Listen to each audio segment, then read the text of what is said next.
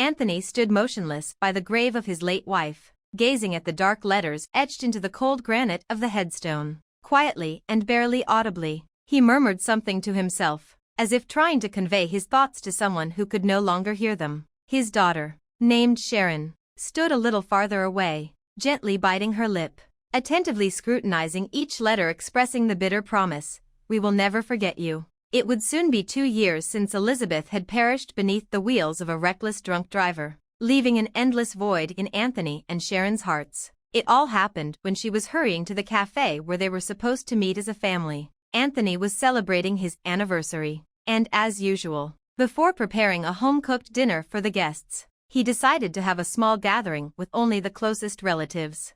Of course, Sharon arrived first as soon as her classes at the institute allowed. She wanted to bring a smile and a warm hug to her father, but Elizabeth was running late, and Anthony began to feel the nerves building up inside him. He called her twice to confirm when to expect her, growing slightly annoyed that she insisted on going to the cafe separately. She promised she would join them soon since she always found time for a walk in the fresh air. Just 15 minutes after his last conversation with Elizabeth, Anthony received a call from the same number. The voice on the other end reported an unimaginable loss. Elizabeth was no longer with them. Doctors who arrived at the scene could do nothing. Her death had been instantaneous. The reckless driver, responsible for this tragedy, was soon apprehended despite his attempts to flee the accident scene. But the woman in the prime of her life had been lost forever. Anthony felt like the world was crumbling around him, and he couldn't find his place. He cancelled all planned meetings with suppliers and avoided any social events for 2 days. Only with immense willpower did he force himself back to reality. He had to bear the burden of his wife's funeral alone, and he also had to participate in the legal proceedings that resulted in a harsh sentence for the reckless driver. After finishing his prayers and ceasing his quiet murmuring, Anthony turned his gaze to his daughter, who stood nearby. He wanted to understand how she was feeling. He asked gently and with concern, "Do you have anything to say to your mother, Sharon?" His daughter replied with restraint but with deep sorrow in her voice, "I've already talked to her, Dad. Let's go home. Just the two of us, without inviting anyone." Anthony nodded, understanding that it wasn't a moment for loud gatherings. Sharon took her father's hand and led him to the car, enveloping him in warmth and support. Sharon took the driver's seat, securing her seatbelt carefully first and foremost. Anthony nodded in approval, expressing his admiration. "Well done. You need to take care of yourself, Sharon." The young woman responded with tenderness, gently patting his head. "Yes, Dad, I know." Leaving the cemetery, she momentarily felt a weight on her shoulders and cast a glance towards the grave. Tears welled up in her eyes, and she barely held them back. Every visit to such a place, especially to the grave of a loved one, always brought pain and longing, even after a considerable amount of time had passed. Back at home, Sharon set a modest meal on the table. Her father ate in silence, without any enthusiasm. His loss was too great. In contrast, Sharon felt a slight hunger, and she carefully finished her pancakes with honey and the leftover porridge almost in its entirety. At that moment, it seemed to her like a small step towards returning to everyday life. Anthony pushed his half-eaten lunch away and listlessly said, "I'm going to lie down in the living room. I'm feeling tired." Sharon responded with understanding. "Okay, Dad, rest." As Anthony fell asleep, she gently covered him with a light blanket, making sure he was comfortable on the couch. This year, Sharon managed to achieve 2 significant goals simultaneously. Firstly, she successfully graduated from college and earned her diploma with honors. Secondly, she secured a prestigious position within her father's company. Anthony had always valued professionalism and dedication, and he had no doubt about his daughter's abilities and foresight. Without hesitation, he appointed her as the company's commercial director. Sharon effortlessly transitioned into her new role and, within a month, delivered visible results. Anthony's company secured a profitable contract for the supply of high-tech equipment. After the successful deal, her father warmly praised his daughter for her achievements and wished her not to stop but to keep moving forward, striving for new heights. While Anthony was asleep on the living room couch, Sharon decided to make use of her free time to tidy up the house. She gathered the items, sent them for laundry, and then proceeded with her work responsibilities. Sitting at her computer, On her shoulders lay the responsibility of reviewing reports and planning meetings for the next week. Her father also requested that she include a trip to another city in the plan for negotiations with potential investors. He ambitiously planned to expand the market and participate in significant social projects. Hearing her father cough, Sharon left her room and headed towards him. "How was your rest?" she asked, expressing concern. Anthony nodded. "The fatigue has passed." Then, out of the blue, he suggested something unexpected. "By the way, I was thinking, why don't we consider a country house?" Sharon appreciated her father's bold new idea. "Do you want to go there just for weekends? Or?" Anthony gazed at his daughter attentively and, without letting her finish, completed her thought. "I think we could benefit from being closer to nature." "Dad, that's a wonderful idea. I've been wanting to suggest that you move out of the city for a while. It's not only better for work but also fresh air, fewer noisy neighbors, and most importantly, a garden." Sharon enthusiastically applauded her idea. Anthony nodded in agreement, realizing that they had both been dreaming of such a change for a long time. But suddenly, his brows furrowed, and he added, "Yes, we did forget about the garden." Sharon smiled dreamily. "I want to revive the garden and build a greenhouse." Anthony was ready to support this idea, but she added a condition. "Improving their future plans. I have one condition." "What is it?" her father inquired. "We'll need to convert the third floor into an attic." Sharon announced her condition, which would enhance their future plans. "But there's so much clutter up there. We used it as storage for the attic. Can't we leave it as it is?" objected her father, seeing that renovating the third floor would require hiring builders and a lot of time. Sharon was persistent. "No, I want to set up a telescope there and observe the stars, and I need my own home office." Anthony understood that this was important to his daughter, and improving the house was inevitable.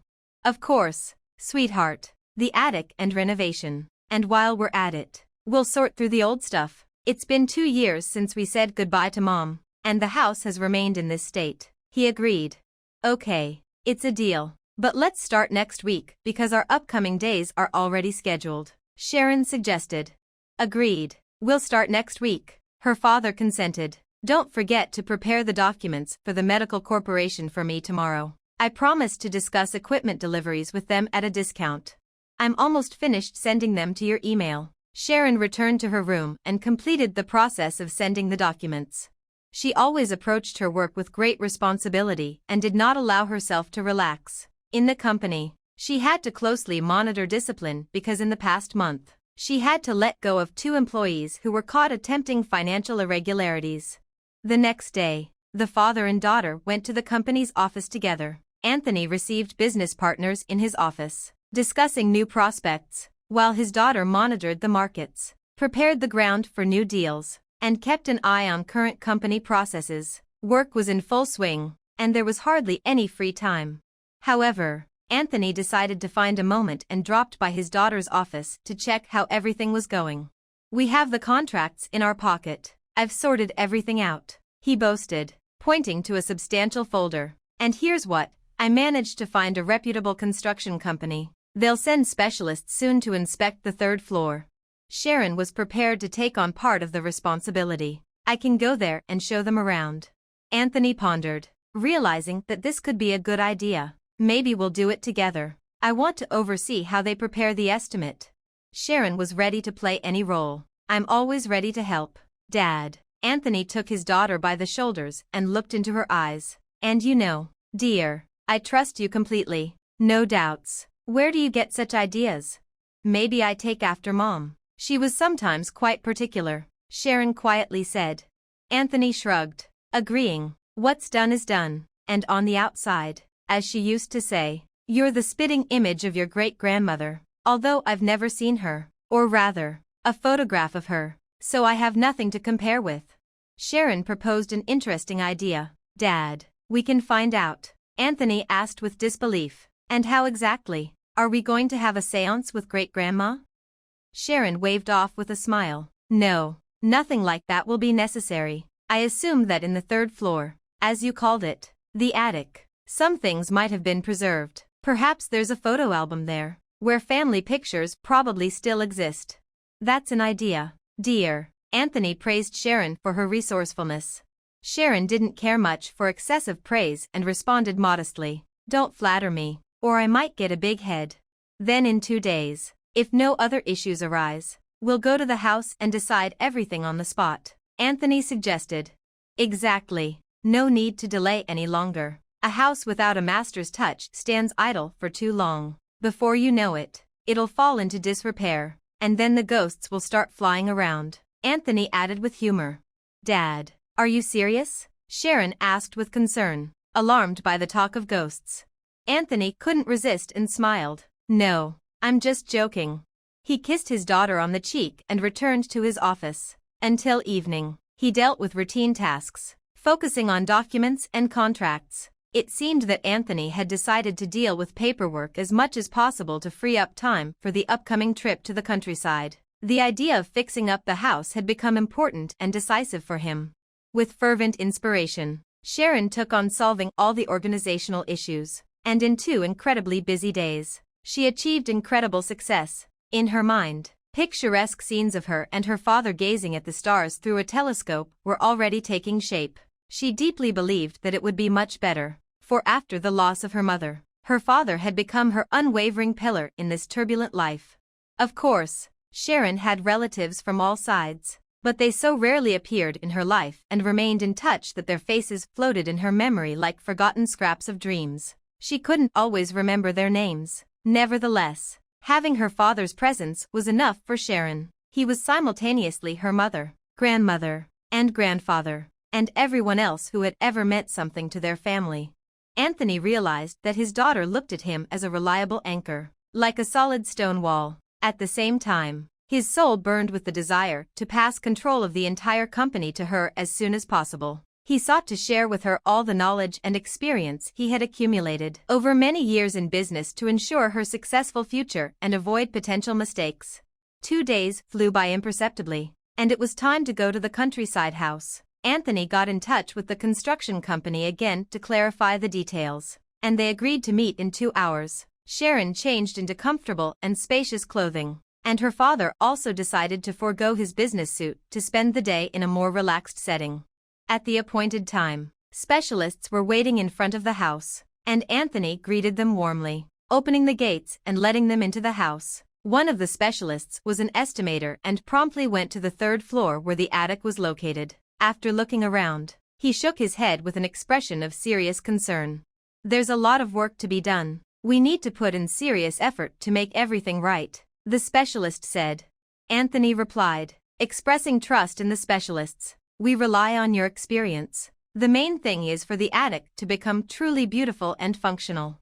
"That won't be a problem. We have significant experience in carrying out such projects. Let's go downstairs and discuss all the details in detail," confidently affirmed the second specialist, who turned out to be the foreman. Anthony turned to his daughter. "Darling, stay here and listen to what else the estimator will say." He went downstairs with the foreman to discuss the project details. Sharon stayed with the estimator, feeling a personal responsibility to understand all aspects of the reconstruction. "Are you sure you can handle the attic?" Sharon asked. The estimator nodded and smiled, saying, "Of course, we're prepared to turn this space into anything you want, even an orangery. But, honestly, there are many old items here that need to be removed before we can start work. We can handle the cleanup ourselves, my father and I. For now, focus on your estimates," Sharon firmly instructed. It took the specialists 2 hours to carefully discuss and finalize the attic project. However, in a prudent move, Anthony decided not to sign the contract on the spot. Instead, he proposed, "Let my daughter and me take some time to think about it. We'll make a final decision tomorrow or the day after." The specialists nodded in agreement, saying, "All right, we'll wait for your call." The foreman and the estimator left the house, leaving father and daughter with serious thoughts about the future of the attic and the upcoming reconstruction. "So, what do you think, darling? Do you like the project?" Anthony asked with a serious look. "Yes, it's perfect," Sharon replied, showing her approval with a circular motion of her fingers. "Then let's start going through our things," her father suggested. "With pleasure. I can't wait to access the attic." Sharon began pulling out boxes and started active preparations for the upcoming reconstruction. Anthony took on bulkier items, carefully taking out a chest of drawers. However, in the process, a small box accidentally fell from the chest. He picked it up from the floor and looked at it curiously. "What do you think is inside?" he asked his daughter, turning the box in his hands. "Maybe great-grandmother's photos? Although, why would she hide them?" Sharon speculated, shrugging her shoulders. "I don't know," Anthony replied, somewhat doubtful about the possibility of old photos being inside the box. "Let's open it and find out the secret it was keeping," Sharon said. "Exciting, isn't it?" "Most likely. It's Mom's box, and she seemed quite nervous about it. On the other hand, she's no longer with us, so perhaps it's time to unveil the mystery." With caution, they opened the box and found inside not photographs, but a thin leather-bound diary with golden edges. It was labeled "My Secrets" with the owner's name. Looking at his daughter, Anthony asked cautiously, "Changed your mind? Reading this diary might be a very intimate and personal intrusion into Mom's life."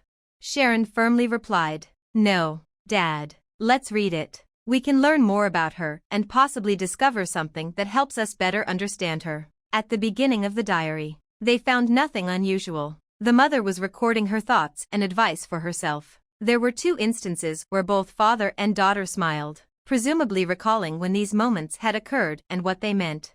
However, in the middle of the diary, they stumbled upon something that left them stunned. Elizabeth, perhaps in a moment of intense emotion or due to her anxious handwriting, confessed to something that nearly left them in shock. She admitted to having made a foolish decision by agreeing to a child substitution. The subsequent text described how this had come about. It turned out that Elizabeth had given birth to a stillborn baby girl in the maternity ward who got entangled in the umbilical cord and suffocated. Elizabeth shared that she was overwhelmed by grief and guilt, particularly mentioning the moment when her daughter was born. With this astonishing revelation in their minds, father and daughter fell into a stunned silence, trying to comprehend the significance and consequences of this remarkable discovery. And they offered her another child, another girl. The birth mother had given up on her. Elizabeth agreed and made room in her heart and her home for this child. Elizabeth and her husband raised her as their own daughter. And despite the physical differences, they were her true parents. To avoid unnecessary questions from her husband, Elizabeth always referred to that same great-grandmother. Anthony said, closing the diary. "Dad, so does that mean?" Sharon's voice trembled, and she began to cry. "Nothing's going to change," he responded sharply. "We'll destroy the diary, and no one will know anything. Everything remains as it was. You're my daughter. I'm your father, and that's the end of it." Anthony's words forever changed Sharon's life. She realized that even if they weren't biologically connected, his love and care for her would never change. Her tears turned into tears of happiness, and she hugged her father again and again. "So, you won't abandon me?" Sharon asked, her voice full of emotion. "Don't talk nonsense," he said, approaching the window. "I'm sure Elizabeth had no other choice. Besides, I had been waiting for a child for so long that if she had told me the tragic news, we probably wouldn't be sitting here talking now." "Dad, my dearest, thank you." Sharon cried even harder and clung to her father. Thus, Sharon understood that her father's love wasn't tied to blood relations, and she felt deeply grateful to him for his support and tenderness. These moments brought them even closer, and she felt genuinely happy, knowing she had such a wonderful father. Once they had calmed down and accepted what they had discovered, they resumed the cleanup on the 3rd floor. They needed to get it ready as soon as possible so that the builders could begin the construction of the attic. For Sharon, this day became pivotal. A terrible secret about her birth was revealed, yet her father took it calmly. He did not say he would no longer raise someone else's child. Nevertheless, as a precaution, he had a DNA test done. Anthony wanted to make sure his wife hadn't mixed anything up. It was entirely possible that even the doctors had made a mistake. However, the results showed that Sharon indeed wasn't his daughter. Nevertheless, he chose not to seek her biological parents. The businessman decided to close the chapter on this period of his life. He was still to continue raising his daughter and leading her towards a bright future. From that moment on, Anthony and Sharon's lives took a new direction. They accepted the truth but didn't let it destroy their relationship. Father and daughter were bound by destiny. not by blood ties. Anthony was resolute and tender in his decision to keep the family intact, regardless of the circumstances. Together, they embarked on the future, ready to face any challenges that lay ahead. Sharon knew she had a father who would always be there, supporting and inspiring her. And Anthony decided that nothing could break their family, and he was proud of his daughter, who was a true treasure to him.